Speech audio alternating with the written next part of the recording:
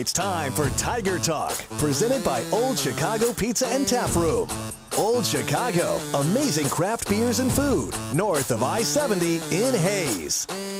Old Chicago, share, reconnect, celebrate. Tiger Talk is also brought to you by these premier Tiger sponsors. Golden Belt Bank of Hayes and Ellis, providing the best in-home loans to the Tiger community since 1920.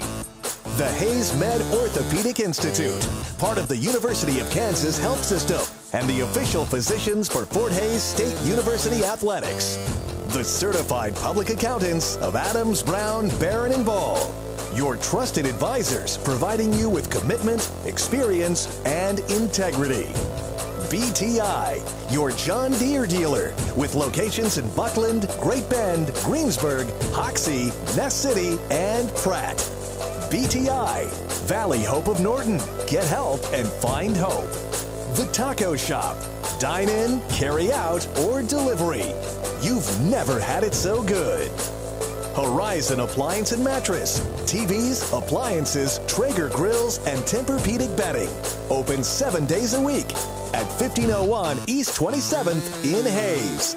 And Eagle Communications. Internet, TV, phone. Eagle Communications. Our community connected. And a good Monday to you, and welcome into Tiger Talk. Gerard Wellbrock, joined by head women's basketball coach Tony Hobson. Head men's coach Mark Johnson will be joining us a little bit later as we talk some Fort Hays State basketball with you on this chilly Monday. We're glad to have you a part of the program, which is recorded at Old Chicago Pizza and Tap Room over the noon hour on Mondays. And you can check out their late night specials every day of the week, starting at only $3, all at Old Chicago, your pizza and craft beer authority. The Tigers each getting some non-conference action in and now ready to start MIAA play. Ready or not, here it is. Tigers opening up conference play at home tomorrow night as Nebraska Kearney comes to town.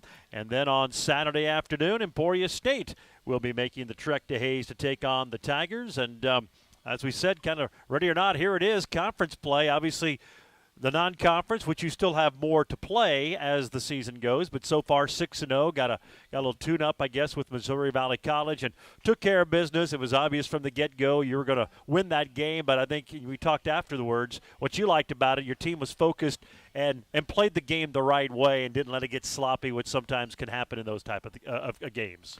Well, especially when you have a team where you jump out on them like that, a lot of times your kids kind of start messing around a little bit and doing things that are uncharacteristic, and it doesn't do you any good. You don't improve. And so I thought we tended to business and kind of stayed the course, and whoever came in the game, they whoever got a chance to play, they really, took care of the ball, and we didn't force stuff. We took good shots. We ran our offense.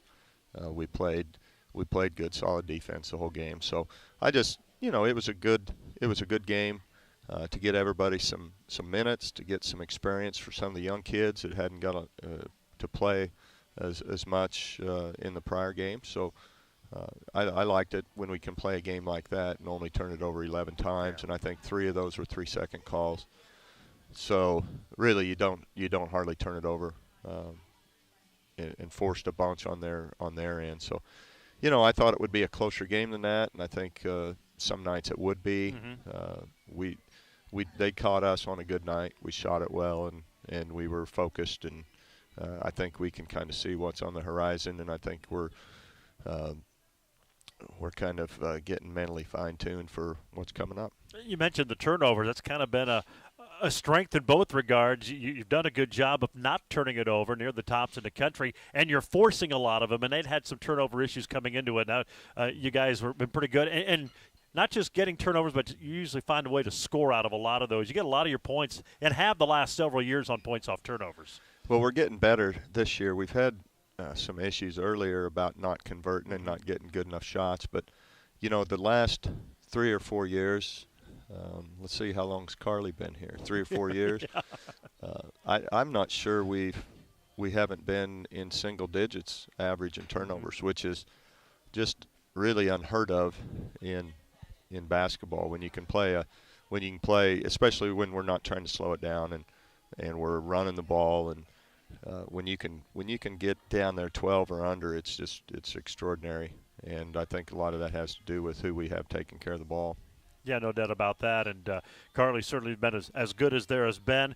And you mentioned getting other players in there, and it's nice to see them not only get into play, but play a lot of minutes. And I know we talked with Coach Brown on the football side about this and how, you can practice all you want, but getting a game rep to him is like getting 15 in practice. I'd imagine that correlates into basketball too, because you can do a lot in practice, but irregardless of who you're playing, it's not in the game situation, and a little bit more pressure when you're out there in front of the bright lights, so to speak, and it's nice to see them get some experience in that regard. Well, it is, and those guys that are out there playing, it doesn't matter to them if we're ahead by 30 points or whatever. It's probably better their first few times that they play that they don't have that kind of pressure on them. So it's important. They're important minutes for those kids, even when the game's not in doubt. Mm-hmm. We'll progress to that eventually with them. But I told Casey and Laney, and I said, you guys, you're not playing much tonight. I said, part of that's your fault. You came out and you played pretty sharp. Played too well. Casey got us off to such a good start and was 5 out of 6 from the 3-point line, and when she's shooting it and like that, and Laney's shooting it like that, and we didn't. I don't even know if T scored other than at the line, but she will. Mm-hmm. I don't know how many shots she took. She took 2 shots and made 1. Yeah, so she just took a couple shots. So, but it's really important that those other kids, they come in and and you're exactly right. It's so much better than practice because there's people watching and their families are there sometimes, and it's just good to kind of to get the jitters out of your system, and it helps them all around. No, and they did a good job, and you could see with some of the newcomers that got extended minutes. I mean, obviously they're freshmen, and they've still got to grow and adjust to the collegiate game, but you can see there's a lot of potential there. That was fun to watch. Well, a couple of them we hadn't seen. We hadn't hardly seen Kinley Grubb from Odessa, Missouri, and she's got some game. I mean, that's why I recruited her, and she just hasn't got a chance to play very much because we've got so many in front of her that are good and experienced, and she keeps getting better, and if she'll just stay the course, she'll have an opportunity to become a good player for us. And then Sydney Bergman out of Concordia, she's an all-state player for Concordia, and she's just trying to learn a position. It's like so many of these kids that come from smaller schools, and they have to play. She might have had to bring the ball up the court for Concordia and maybe throw it to herself inside and then score. So they play everything, and you try to get them. She's going to have to be a wing player for us. She played kind of a high post type, just wherever they needed her. Mm-hmm. So it's a big adjustment. And, so you have those two, and then Haley Walker. She's been in the rotation and playing a lot, but she got extended minutes because I didn't play Carly that much. So it was a good night for all three of them, and I thought Kylie Casper. She always does a good job when she gets in there, and again with Robin, she poses problems for another team just because of her size, and she's pretty athletic in there. So just a good all around night for a team, and I wouldn't want a lot of games like this, but when you have one once in a while, there's really nothing wrong with it if you use it the right way. Well, the Tigers win at 106-45 and now getting set for play in the MIAA. We will talk about that as we move along. Right now we're going to take our first break and remind you that Tiger Talk is recorded at Old Chicago Pizza and Tap Room over the noon hour on Mondays. You can order online at oldchicago.com. They make your to-go orders a breeze. Old Chicago, your craft beer authority north of the interstate in Hayes. We'll take a break. Be back with more with head women's coach Tony Hobson right here on the Tigers Sports Network, built by Paul Wurtenberger Construction. I'm Patty Stoll, broker-owner of Coldwell Banker Executive Realty. We want your dreams to become a reality.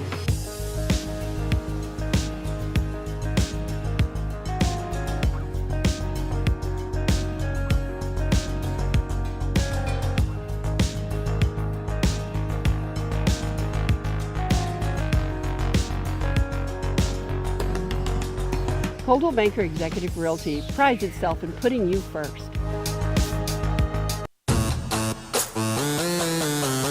Here's Kennan up top, dribbles over the right wing. Now to look at T to the foul line. Plays underneath the Barbieri. Good play. Barbieri scores and is fouled, and we'll get a chance at a three-point play. Tigers rotated the ball perfectly.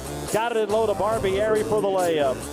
Yeah, some of the action from the first half Saturday afternoon of the Tigers' big win over Missouri Valley College. We are at Old Chicago Pizza and Tap Room. It is the home of Tiger Talk. We recorded over the noon hour on Monday, so make your plans to join us next Monday for lunch. You can stop by any time. Old Chicago, burgers, sandwiches, salads, distinctive tap room fare. It's Old Chicago Pizza and Tap Room, where they have serious craft brews, seriously good food. That was early on in the first half. I think Missouri Valley came out in a man-to-man. You scored on that possession, really worked the ball well, and they went zone, and you faced a lot of zone in the ball game, and you don't always get to do that. Probably a good thing for your team to see that, because you know throughout the course of conference play you're going to see a little bit here and there in strategic situations, and sometimes you don't always get a lot of practice against that.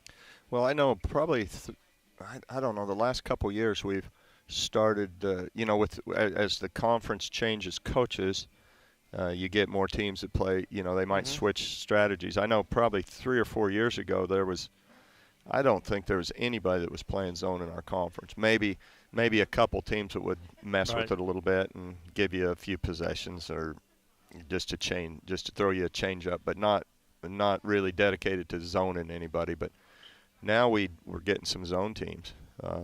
Emporia State was almost strictly zone last year. I think there'll be a lot of zone this year. I'm not sure what Pitt State's doing with a change in their coach. So you just never know. I mean, Central Missouri played about half zone last year. So it's good to just make your team adjust and not get comfortable with any one thing. And when we play primarily man-to-man, all man-to-man. That's all we do in practice. I remember the last time you played a zone. We get plenty of practice against a man, just against ourselves. So, and when we try to simulate a zone offense to work against, it's semi-comical. I mean, we try, but we're just, so it's good for us.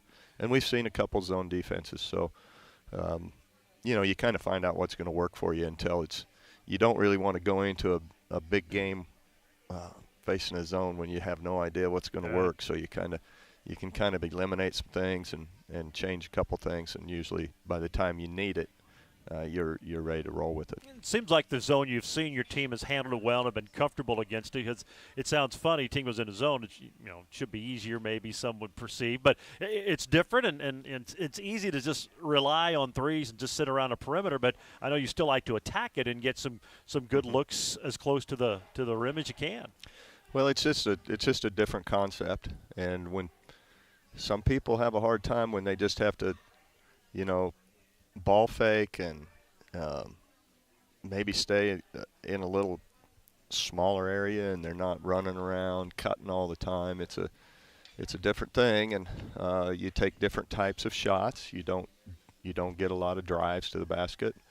The passes are different, but our post players do a really good job of interior passing. T is a good passer. Bell's done so much better now catching and finishing.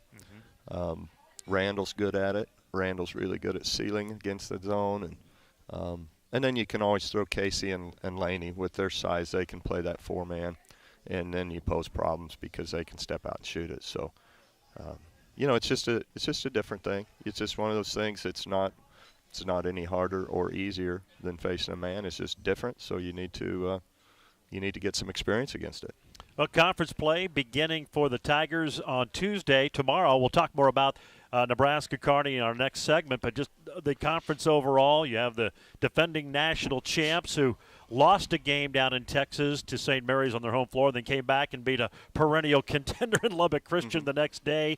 Central Oklahoma, Lincoln undefeated, Emporia's lost one, Lindenwood's lost one, Pitt has lost one. I mean, you look up and down, and a lot of it non-conference in schedules, but going into it, you knew it was going to be a race. You're obviously going to be in the thick of things trying to win a conference championship. But, boy, it's going to be a dogfight again this year. There are a lot of really good teams. Well, there are. And a lot of those, you say, a lot of them are non-conference, but a lot of them are non-conference games that are competitive, with the Northern Sun. And a lot of them are playing the GAC conference and the GLVC where there's good teams, and a lot of them have played Truman State or Drury, and they're both good. And Central Oklahoma is a little surprising to me, still being 7-0, because I know they had a couple injuries, key injuries before they even started playing games.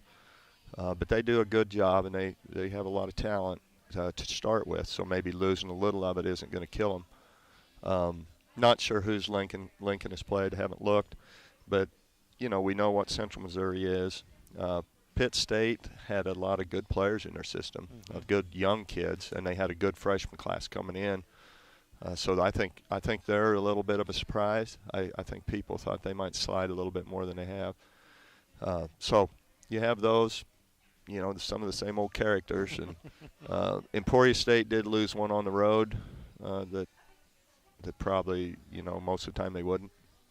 But they're going to be good. They have a lot of, they just beat Newman 2 nights ago by 18 at home, but still a good win for them. So really athletic.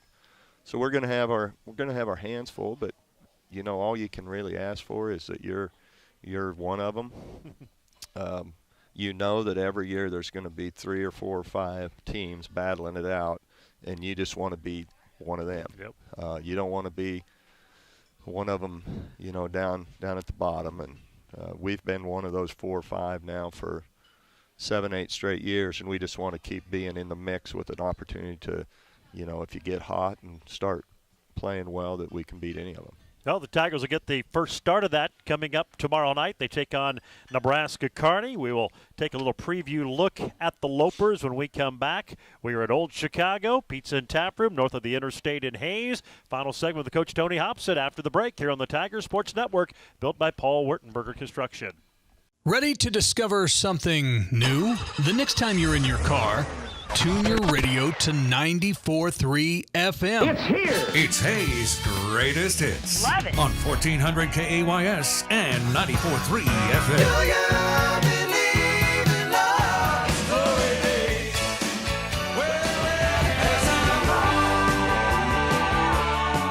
94.3 FM, KAYS. Go ahead, check us out. Here's Walker. Far wing to Kennett. Launches a 3. Good! Her 5th of the game. It ties her career high. She set last year against Central Missouri in the NCAA tournament. Casey Kennett with 24, a career high. Yeah, big game from Casey. 5 for 6 from 3. 24 points.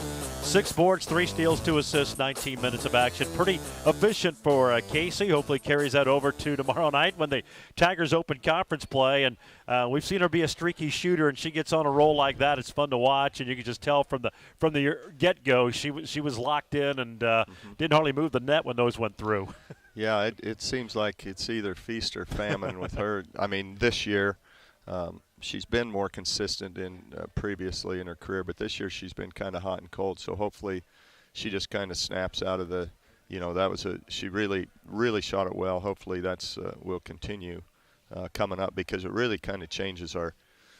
You get a couple of those to go, and everybody just kind of takes a deep breath, and you just seem to really carry it over to the other kids, and they all shoot better too. Yeah, it's funny how that works. Mm-hmm. I always say shooting can be contagious. I guess there might be something to that. All right, Nebraska Kearney tomorrow night. It's interesting to start a conference play. You get the Lopers, a traditional geographic rival, and back in the RMAC was probably the rival, and Emporia State, who obviously is a big rivalry game, and you get some big ones right out of the gate, which is fun, I guess, for the fans. But 2 good teams, and Kearney made some great strides a year ago. They lost a good core of guards. But it looks like they've got some young talent, and 5-2 and have won their last 5. So playing some pretty good basketball right now coming into the game tomorrow night. Yeah, they did graduate 3 good seniors. The 2 guards had been there for a couple years, and they were excellent. Probably as good a guard tandem as we had in our league. and they'll have a hard time replacing those two, but and they lost a couple other kids that just left for whatever reasons.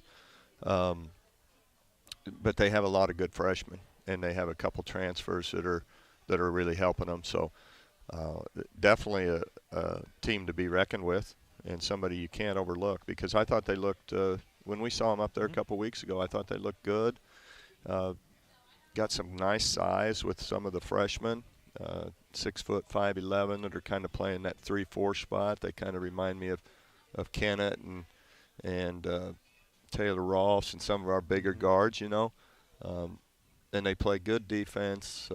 I kind of like their team. They got a good young core, and they've got a couple kids that played a lot for them last year. That Sanger girl is a good player, real hard nosed, and they got a new freshman inside that's a solid player, big 6'2" kid that is going to be a good player in our league. So, I think they lost a couple early, but when you have that young a team, it just kind of takes them a little while to get to know each other, and then just to get a little experience. So I think as the year goes on, they're going to probably continue to improve, and we just hope they don't get too good too fast coming in here tomorrow. So be a good test for us, and they play us tough, and hopefully we're ready to go. Oh, I beat you here last year. It was a close game at their place. So, and for those who are back, and Coach Amy's going to have them ready to go. It's a big game, I'm sure, to come back where she was the assistant with you for so long. And they do. You find out with teams, they find a way to make it close. And they've done, even going years before that, I mean, it's been a tough out for you guys. Well, I mean, we've played them since Carrie's been up there. I think we've had, a couple overtime games. We beat them in overtime here once, beat them in overtime up there once. They gave us our only home loss here last year. And then we were able to return the favor and go back up there and beat them later on. But we were just playing a lot better then. So, yeah, we've had close games with it. It's just like it seems like there's some teams that you have close games regardless of, what it should be. Yeah. You can just throw away the previous records. Are going to be close. And I expect this to be a hard-fought game tomorrow. That should be a lot of fun. Coach, we're going to let you go. We appreciate the time. We will see you at the Coliseum tomorrow night as you crank up MIAA play. Should be exciting. Okay, thanks, Gerard. That's head coach Tony Hobson of the Fort Hays State women. Again, a 5:30 tip for the ladies. Men followed around 7:30. We're on the air at 5:05 with our Auto World pregame show. Tiger Talk recorded Mondays over the noon hour at Old Chicago, the place to watch your favorite games throughout the fall and winter. And while you're in, join the OC Rewards program. It's free, and new members receive a free appetizer for up to $10 after your first transaction at Old Chicago, your pizza and craft beer authority. We'll take a break. When we come back, we'll talk with men's coach Mark Johnson as we roll along here on the Tiger Sports Network, built by Paul Wertenberger Construction. Hi, everyone. This is Gerard Welbrock inviting you to join us for Tiger Talk. We record it over the noon hours, Mondays at Old Chicago, north of the interstate in Hays, and play back at 6 o'clock Monday nights on Tiger Radio Mix 103. You can also catch it on Eagle TV's Channel 14 and 614, Tuesday and Wednesdays at 10 a.m. and 7 p.m., and always on HaysPost.com. So join us for Tiger Talk over the noon hour, Mondays at Old Chicago.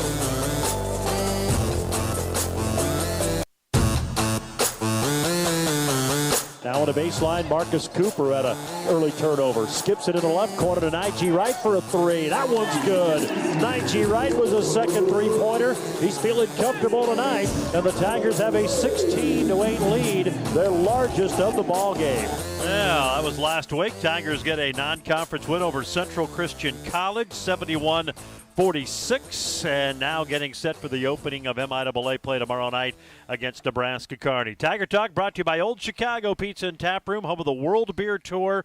110 beers from around the world. You can ask for details the next time you're here at Old Chicago and begin your World Beer Tour. Old Chicago, your pizza and craft beer authority. We're joined by head men's coach Mark Johnson. The Tigers wrapping up non-conference play for now. They'll have some more here a little bit before the Christmas break, but their final tune-up last week before MIAA play tomorrow. And Central Christian, we talked about on the program last Monday, a little concerning just because they have increased their talent. They're NAIA Division I and get full scholarships now.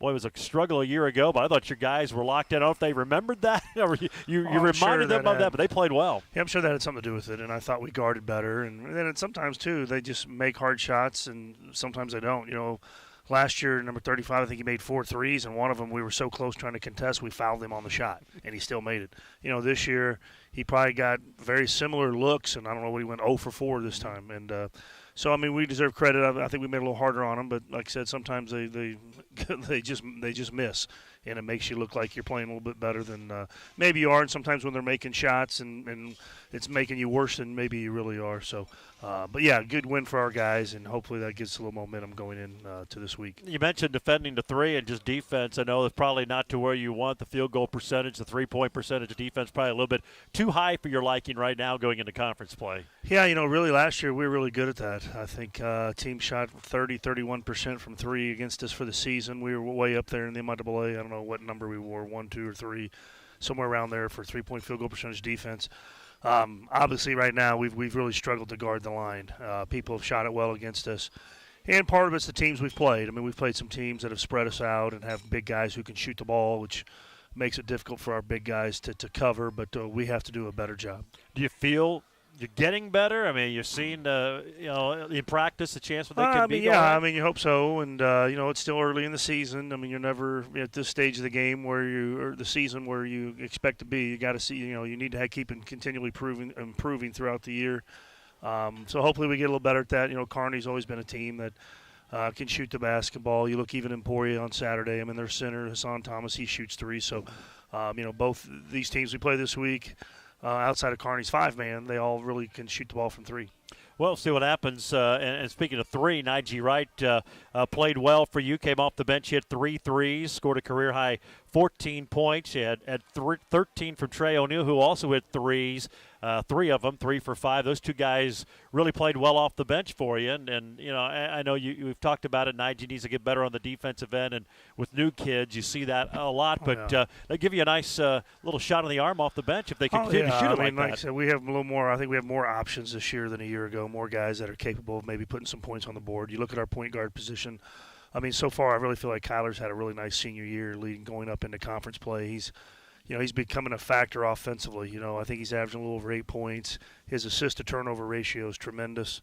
I think he's averaging over 4 assists a game. So you combine him and Nige, our point guard position this year right now is getting around 15 points and a little over 5 assists a game. So that's pretty good. And I think Aaron's had a good year.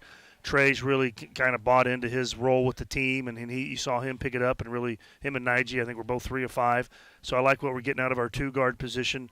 When Brady is in the game and stays out of foul trouble, we're getting some good production out of our 5. I think Freddie's kind of figuring out what he's supposed to be doing to help us out there. And so when he's coming off the bench for Brady, giving us energy, rebound, defense, run the floor, those kind of things. I mean, really where we need to see improvement is at that 3 and 4 position. I mean, Jared's rebounding the ball well. He's still averaging 7 points, but I think he's shooting like 23% from 3. He's got to be 43%. If he's at 43%, which he is in practice, now all of a sudden you're getting 10 points a game and all that. And Marcus got off to a good start offensively, him and Devin up in Minnesota, but have probably struggled since then and have too many turnovers and have just not played up to their capabilities. So, if we can get those 2 positions getting going a little better as we enter conference play, I think that'll definitely improve our chances. Brady had the mask off. For him, it's got to be a lot more comfortable to begin with, but we see that so many times. You suffer a nose injury, you wear the mask. I mean, it just doesn't seem like a lot, but it just hinders you a little bit, so that hopefully gets him rolling. Yeah. I mean, it's just uncomfortable. It's not natural. It gets in your way. It's just a distraction.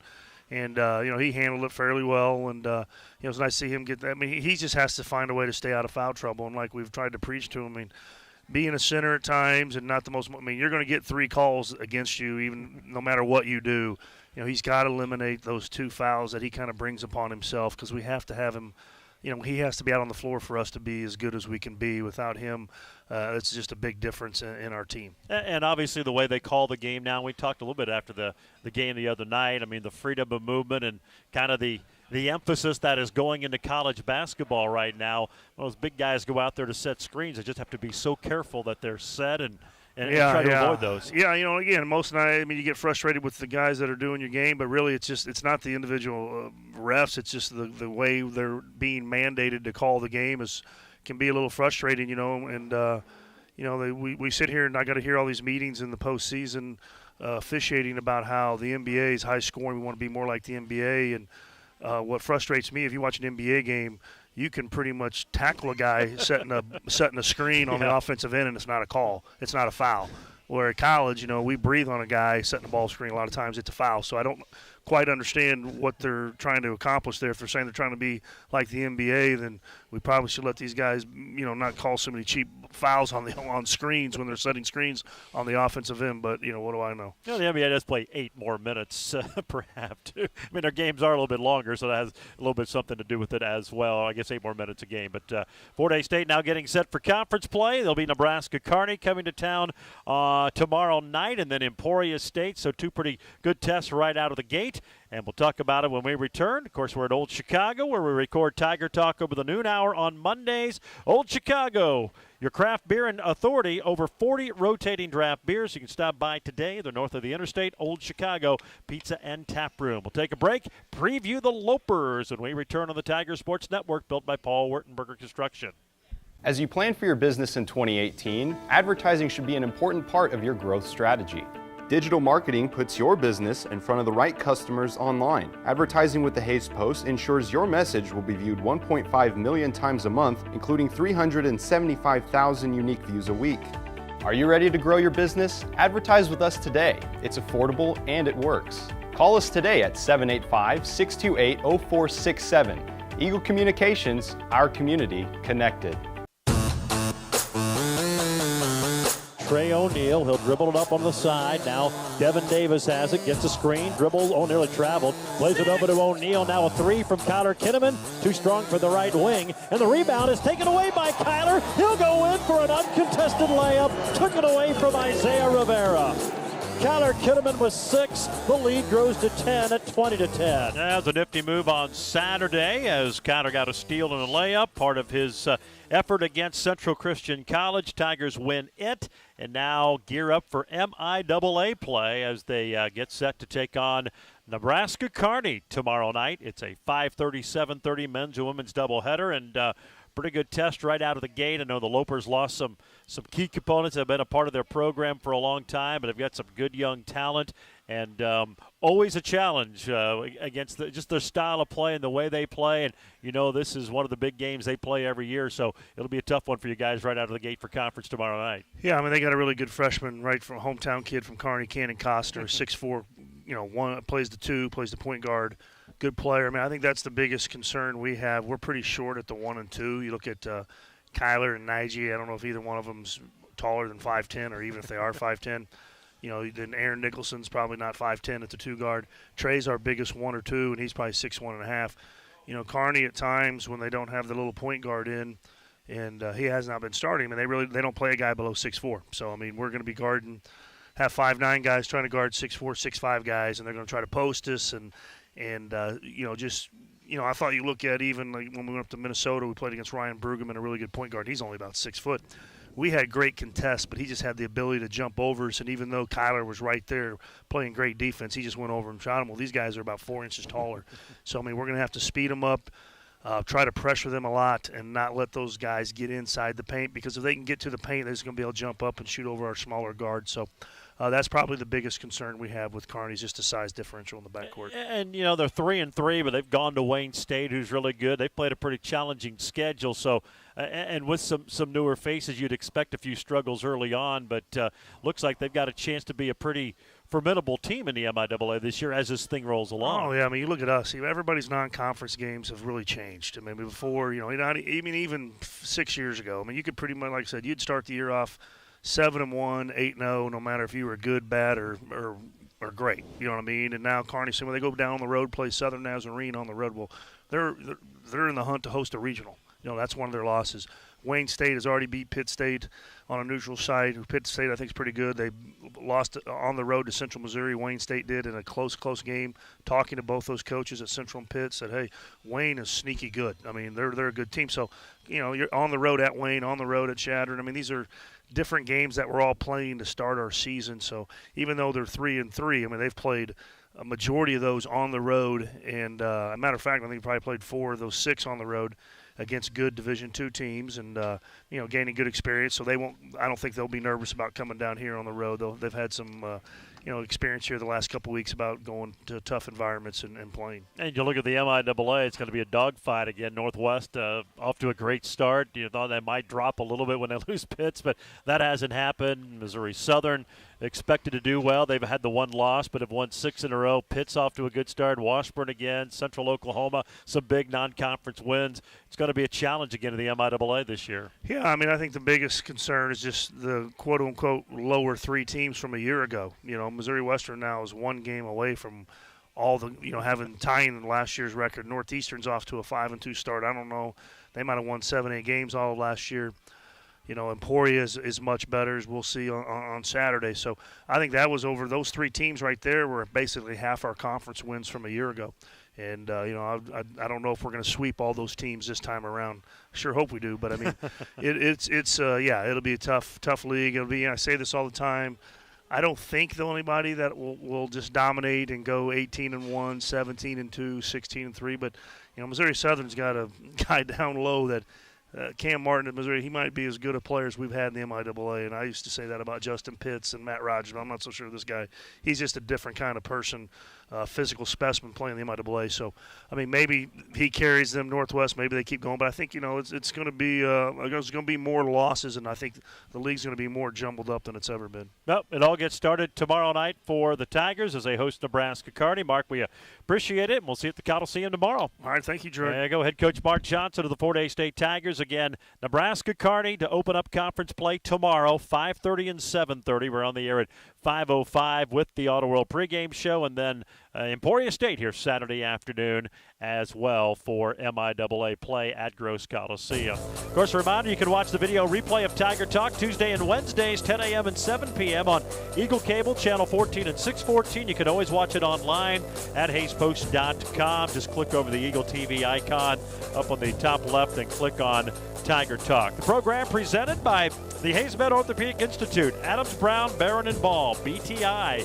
Valley Hope of Norton, The Taco Shop, Golden Belt Bank of Hayes and Ellis, Horizon Appliance and Mattress, as well as Eagle Communications. And, of course, as always, brought to you by Old Chicago Pizza and Tap Room, your craft beer authority. Old Chicago, north of the interstate in Hayes. Serious craft brews, seriously good food. We'll see you again next Monday. We recorded over the noon hour. Hope you can join us. If not, the playback Monday night on the Tiger Sports Network. Until then, for Tony Hobson, Mark Johnson, this is Gerard Wellbrock saying so long. We'll talk to you next week right here on Tiger Talk. That was another legend on 99 KZ Country. And yes, before that, we had a brand new artist. Your home for today's stars and the legends. We play real country. I'm Teresa Trapp. Weather, news, sports, it's all here. We're on Facebook, and there is a Listen Live link at HaysPost.com. Dial us in on your radio at 99.5 FM. KHAZ, Real Country. 99 KZ Country.